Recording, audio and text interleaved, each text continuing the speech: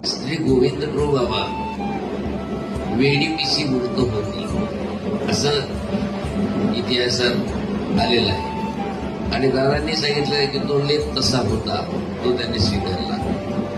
मग वेडी पिशी मूर्त होती पण त्यांनी वेडेपिसीपणामध्ये कोण्याही जीवाचं वाईट केलं नाही हे वैशिष्ट्य. उलट वेडेपिसीपणामध्ये जेही केलं त्यामध्ये जीवाचं भलं झालं. पण त्यांना वेडपिस तरी कसं म्हणावं, कारण लोक म्हणायचे प्रत्येक वेळेला त्या बाईनं एकदा पाण्यात जात असताना लेकरू श्री प्रभू बाबाजवळ दिलं आणि सांगितलं मी पाणी घेऊन येते तोपर्यंत सांभाळ. श्री प्रभू बाबांनी सांभाळलं आणि त्यांना जायचं होतं म्हणून त्यांनी काय केलं का पाखाली खाली जरा ठेवून दिलं घेऊन गेलं. तिकडून आल्यावर पाहते श्री प्रभू बाबा नाही कोण नाही.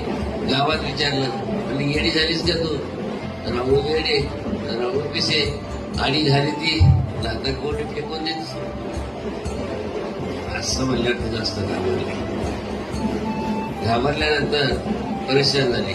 घरात जाऊन पाहते तेवढ्यात ते जे झाकलेलं होतं कपाशी त्याच्यावर हल्लं उघडून पाहतं बाळ व्यवस्थित म्हणजे राहून वेडीने राहून पिसे नाही राहून माय राहून बाप व्यवस्थित ते दृश्य मिळाले. असे त्यांचे अनेक लीळा आहेत.